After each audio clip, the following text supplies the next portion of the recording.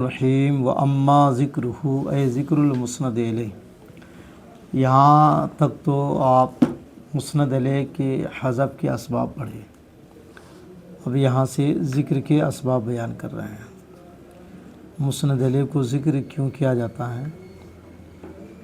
تو پہلی وجہ تو یہ ہے کہ ذکر ہی اصل ہے اور اس کے خلاف کوئی سبب بھی نہیں ہے۔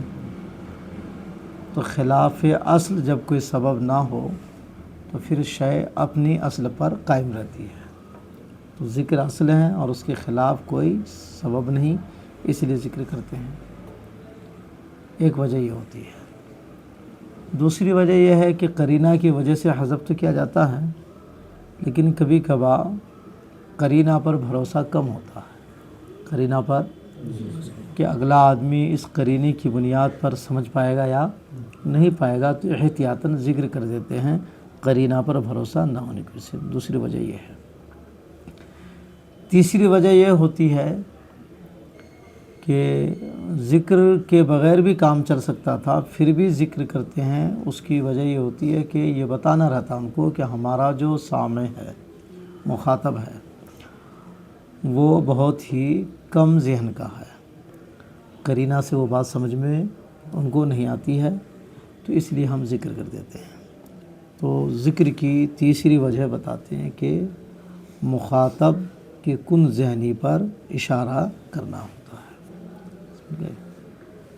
اور کبھی ذکر کرتے ہیں کہ بات خوب واضح ہو جائے یا بات اچھی طرح ثابت ہو جائے، کیونکہ جب کوئی چیز ذکر کر دیتے ہیں تو بات پکی ہو جاتی ہے۔ دیکھیے، اما ذکر ہو اے ذکر المسند علیہ، رہا مسند علیہ کا ذکر ہونا، فلکون ہی ای ذکر، فلکون ہی ای ذکر الاصل، یعنی ذکر کے اصل ہونے کی وجہ سے، ولا مقتضی للعدول عنہ، اور اس سے عدول کا کوئی سبب بھی نہیں ہے۔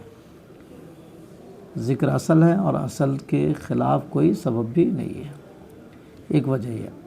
او للاحتیاط، یا احتیاطاً ذکر کرتے ہیں، لضعف التعویل ای الاعتماد علی القرینہ، قرینہ پر بھروسہ کم ہونے کی وجہ سے، او التنبیہ علی غباوۃ السامع، یا مخاطب کی کن ذہنی پر تنبیہ کرنے کے لیے ذکر کر رہا ہے، اور زیادت الایضاح، یا بات کو زیادہ واضح کرنے کے لیے، والتقریر علیہ، اور بات کو اچھی طرح سے ثابت کرنے کے لیے۔ مثال جیسے اللہ تعالیٰ کا فرمان ہے، اولئک علی ھدی من ربہم واولئک ھم المفلحون۔ اب یہاں اولئک جب آگے سے آ ہی رہا ہے، ھدی للمتقین الذین، یعنی ہدایت ہے متقین کے لیے۔ متقین کون ہیں؟ الذین یؤمنون بالغیب، ادھر تو ذکر ہو گیا ہے، اب یہاں ضمیر کا مقام تھا۔ کیا مقام تھا؟ تو ذکر کر دیا اسم ظاہر کے ساتھ کہ اولئک علی ھدی من ربہم، یہ لوگ اپنے رب کی طرف سے ہدایت پر ہیں، بات واضح ہو جائے اور صحیح طرح سے ثابت ہو جائے۔ واولئک ھم المفلحون، یہاں بھی دوبارہ اولئک لکھ آیا ہے، بلکہ اتنا کافی تھا، اولئک علی ھدی من ربہم والمفلحون، یعنی وہ لوگ اپنے رب کی طرف سے ہدایت پر ہیں اور کامیاب ہیں، لیکن اولئک کا دوبارہ مسند علیہ کو ذکر کر دیا گیا۔ او اظہار تعظیمہ، یا ذکر کرتے ہیں اس کی تعظیم کی نیت سے۔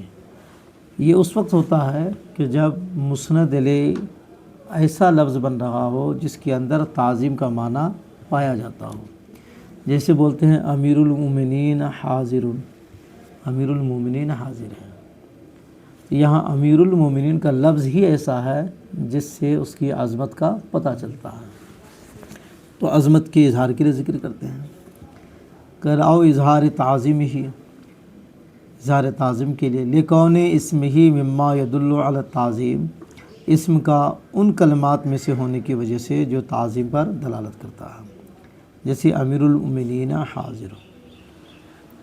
او اہانت ہی، یا ذکر کر رہے ہیں اہانت کی وجہ سے، یعنی اگر وہ مسند علیہ ایسے کلمات میں سے ہے جو توہین پر دلالت کرتا ہو. کس پر دلالت کرتا ہوں؟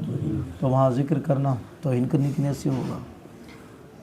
اے احانت المسند علیہ، مسند علیہ کی احانت کے لیے.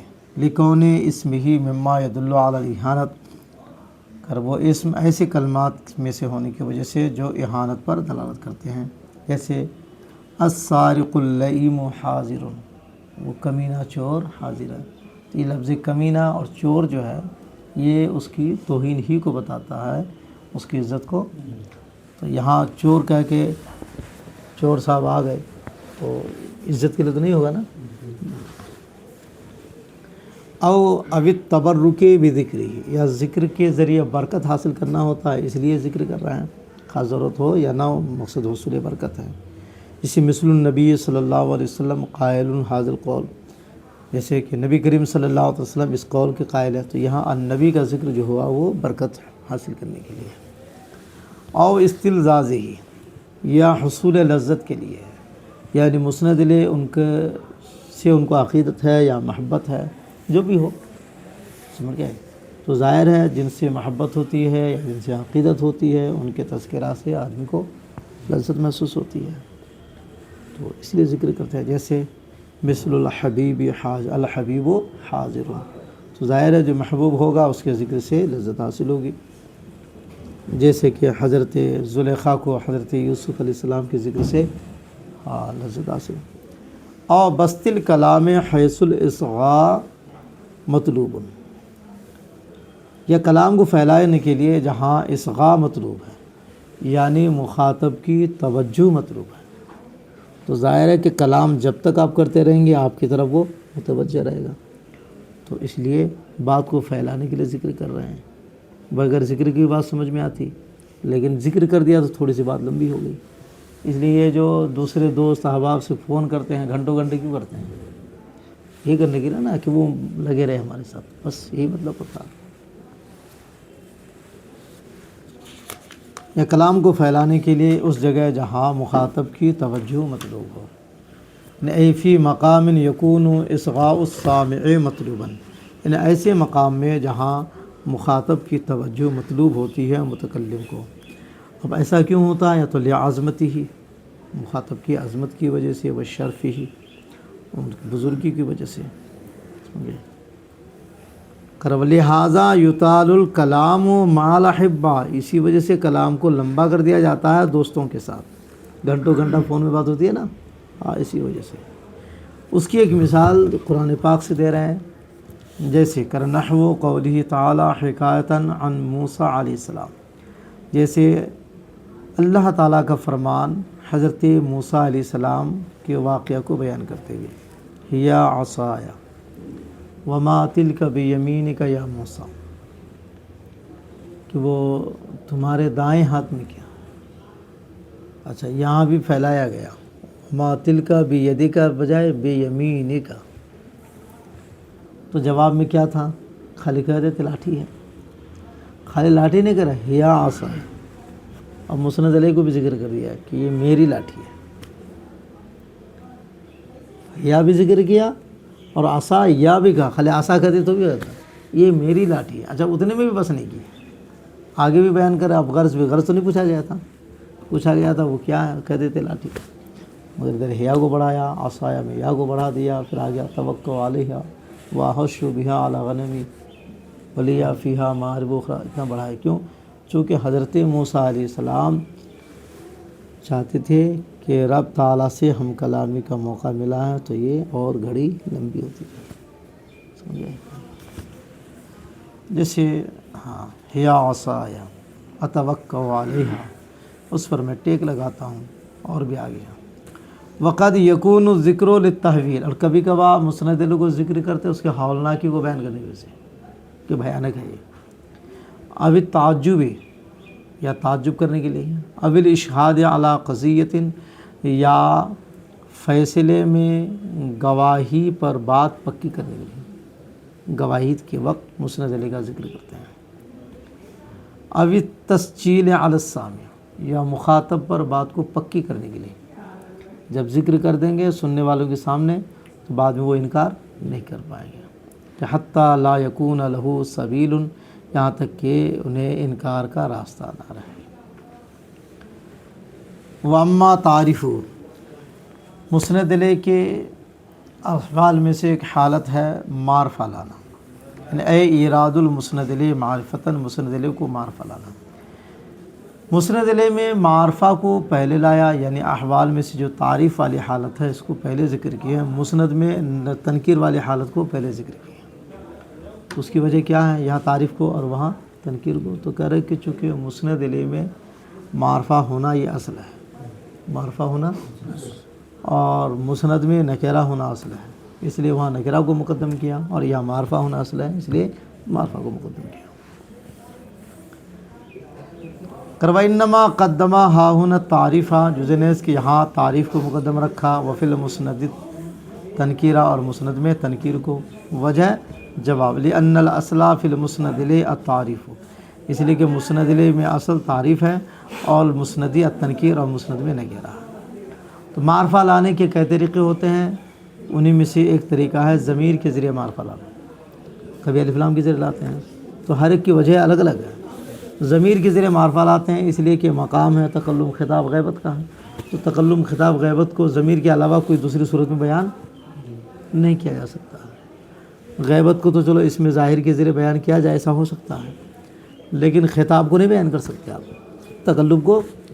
یہ خطاب اور تکلم والی حالت ایسی ہے کہ اس کو آپ ضمیر ہی کے ذریعے بیان کر پائیں گے، غیر ضمیر کے ذریعے بیان، تو اس لیے ضمیر کے ذریعے مسند علیہ کو معرفہ لاتے ہیں کہ مقام ہی اس طرح کا ہے کہ وہ ضمیر کے بغیر اس مقام کا پاس و لحاظ نہیں ہو سکتا۔ رفع بالاضمار، ضمیر کے ذریعے معرفہ لانا، لأن المقام للتکلم، اس لیے مقام یا تو تکلم جسے انا ضربت، یا خطاب کا جسے انت ضربت، یا غیبت کا جسے ہوا یا ضربا۔ یہ غیبت کا مقام کیسے ہوتا ہے کہ ما قبل میں اس لفظ کا ذکر ہو گیا ہے، جب کسی چیز کا ذکر ایک بار ہو جاتا ہے، اب دوبارہ جب آپ ذکر کریں گے تو اسی چیز کو نہیں ذکر کریں گے، اب اس کی ضمیر لائیں گے۔ ایک بار ذکر کے بعد اب اسی چیز کا ذکر ہوگا تو وہ مقام ظاہر نہیں رہتا، مقام ضمیر ہو جاتا ہے، تو وہاں اب غائب کی ضمیر آئے گی، کیا آئے گی؟ ہاں، کل تقدم ذکر ہی، اس کا ذکر پہلے ہو جانے کی وجہ سے، یا تو لفظاً تحقیقی طور پر، یا تقدیری طور پر، یعنی ما قبل میں فرض کر لیا گیا، یا معنوی طور پر۔ معنوی طور پر کیسے ہے کہ کوئی لفظ جو ہے اس پر دلالت کر رہا ہے، یا قرینہ اس پر دلالت کر رہا ہے، اما معنن لدلالت لفظ علیہ، لفظ کی اس پر دلالت ہونے کی وجہ سے، یا قرینہ حالیہ ہونے کی وجہ سے، یا حکمن۔ آگے بتا رہے ہیں کہ خطاب میں تو اصل یہ ہوتا ہے کہ کسی متعین شخص سے آپ خطاب کریں، سامنے ہوگا، متعین ہوگا، لیکن کبھی کبھار مخاطب متعین کے ساتھ ساتھ غیر معین کا بھی قصد کیا جاتا ہے۔ مقصود وہاں یہ ہوتا ہے کہ خطاب سب کو عام ہو جائے، جو سامنے ہے اس کو بھی عام ہو جائے، اور جو سامنے نہیں ہے اس کو بھی عام ہو جائے۔ جیسے قرآن پاک کی خطابات ہیں تو تقریباً ایسی ہی ہے نہیں؟ بظاہر تو یہ قرآن کی آیتیں نازل ہوئی مکے میں صحابہ کرام کے درمیان، لیکن قرآن پاک کے مخاطب صرف صحابہ کرام نہیں ہیں، قیامت تک آنے والے لوگ قرآن کے آیتوں کے مخاطب ہیں، تو وہاں کوئی متعین مقصود نہیں ہے۔ اگرچہ کہیں بظاہر لگتا ہے کہ خطاب رسول پاک سے ہے، لیکن رسول پاک ہی مراد وہاں نہیں ہوتے، بلکہ جسے وَاسْتَغْفِرْ لِذَنبِكَ وَلِلْمُؤْمِنِينَ، استغفار کرو اپنے گناہ کے لیے اور مومنین کے لیے۔ بظاہر خطاب رسول پاک سے ہے، لیکن رسول پاک ہی مخاطب تھوڑا ہے، سارے لوگ ہیں، تو اپنے گناہوں کے لیے استغفار کرنا اور اپنے بھائیوں کے لیے بھی استغفار کرنا، یہ سب کو حکم ہے۔ وَأَصْلُ الْخِطَابِ أَن يَكُونَ لِمُعَيِّنٍ وَاحِدٍ كَانَ أَوْ أَكْثَرَ، خطاب میں اصل یہ ہے کہ متعین کے لیے ہوگا، ایک ہو یا زیادہ ہو۔ کیوں؟ لِأَنَّ وَضْعَ الْمَعَارِفِ عَلَىٰ أَن تُسْتَعْمَلَ لِمُعَيِّنٍ، اس لیے کہ معرفہ کی وضع ہوئی ہے کہ وہ متعین کے لیے استعمال ہو، سمجھ گئے؟ لیکن معنی الخطابہ ہوا توجیہ الکلام الی حاضر، لیکن اس کے ساتھ ساتھ یہ ہے کہ خطاب کلام کو سامنے والے کی طرف متوجہ کرنا ہوتا ہے، اور سامنے والا جو بھی ہوگا وہ متعین ہوگا وہ، سمجھ گئے؟ لیکن وقد یترک الخطاب مع معین الی غیرہ، لیکن کبھی کبھار خطاب میں قصد کیا جاتا ہے، ترک یترک کا صلہ الی آئے گا تو قصد کرنا، اور کبھی خطاب میں قصد کیا جاتا ہے معین کے ساتھ ساتھ غیر معین کا بھی، غیر معین، کیوں لے یعم الخطاب کل مخاطب، تاکہ خطاب ہر مخاطب کو شامل ہو جائے بدلیت کے طور پر یا اجتماعی کے طور پر. جیسے وَلَوْ تَرَىٰ إِذِ الْمُجْرِمُونَ نَاكِسُو رُؤُوسِهِمْ عِنْدَ رَبِّهِمْ، کہ اگر آپ دیکھیں جب مجرمین اپنی سر جھکائے ہوں گے اپنے رب کے پاس. تو بظاہر خطاب نبی پاک سے، تو خالی نبی پاک کو خطاب تھوڑا ہے یہ. قیامت میں یہ گنہگار جو رب کی بارگاہ میں مجرمانہ حالت میں سر جھکائے بالکل انتہائی ذلت کی حالت میں ہوں گے، تو صرف رسول پاک ہی ملاحظہ نہیں کریں گے بلکہ اولین و آخرین جتنے جمع ہوں گے سب ملاحظہ کریں گے. تو ترا واحد مذکر حاضر کا صیغہ ہے، بظاہر لگتا ہے کہ رسول پاک کو خطاب ہے، لیکن صرف رسول پاک کو نہیں ہے بلکہ پوری دنیا کے لوگوں کو، قیامت تک جو آنے والے ہیں اور جو پہلے گزر چکے ہیں. اس آیت کے نزول سے پہلے جتنے لوگ گزر گئے ہیں سب کو یہ ہے. تو لا یرید بقوله ولو ترى اذ المجرمون مخاطبا معینا، ولو ترى اذ المجرمون سے یہاں ترا جو ہے اس سے کوئی متعین مخاطب مراد نہیں ہے، بلکہ قصداً الی تفضیع حالہم، ان کی حالت کی بھیانک کا ارادہ کرتے ہوئے. یعنی اے تناحت حالہم فی الظہور، یعنی ان کی حالت اتنا ظاہر ہوگی کہ جو نہیں دیکھنا چاہے گا اس کو بھی نظر آئے گا. لِأَهْلِ الْمَحْشَرِ، محشر والوں کے لیے. اس کے بعد کیا الہ ہے؟ الى حیث یمتنع خفاؤہا، یعنی یہاں تک کہ ان کا چھپنا محال ہے. جب چھپنا محال ہے تو کوئی دیکھنے والے جس کے اندر بینائی ہوگی دیکھے گا، تو وہاں سب کو بینائی ہوگی اس دن، سب کو. تو فلا یختص بہا رؤیت رائن دون رائن، تو یہاں کسی دیکھنے والے کی رؤیت خاص ہوگی اور دوسرا نہیں دیکھ پائے گا، ایسا نہیں ہے. سمجھ گئے؟ وَإِذَا كَانَ كَذَلِكَ، جب معاملہ ایسا ہے تو فلا یختص بہذا الخطاب مخاطب، تو اس خطاب میں کوئی خاص متعین آدمی مخاطب کے ساتھ خاص نہیں ہے. تو فلا یختص بہذا الخطاب مخاطب، تو اس خطاب میں کوئی متعین آدمی کے ساتھ یہ خطاب خاص نہیں ہے. بل کل من تناحت فی الرؤیت، کیا ہے؟ یتعطیٰ، بل کل من یتعطیٰ من الرؤیت، تتعطیٰ بھی پڑھ سکتے ہیں، بلکہ ہر وہ جن کی رؤیت حاصل ہے فلہ مدخل فی ھذا الخطاب، وہ داخل ہے اس خطاب میں. جو بھی دیکھے گا، دیکھنے کی صلاحیت جن کو بھی ہوگی، ہر کوئی اس خطاب میں شامل ہے. سمجھ گئے؟ بعض نسخوں میں فلا یختص بہا، یعنی اے برؤیت حالہم مخاطب، یعنی ان کی حالت کی رؤیت کے ساتھ کوئی ایک مخاطب خاص نہیں ہے، یا کسی ایک مخاطب کی رؤیت خاص نہیں ہے، مضاف کے حذف کے ساتھ.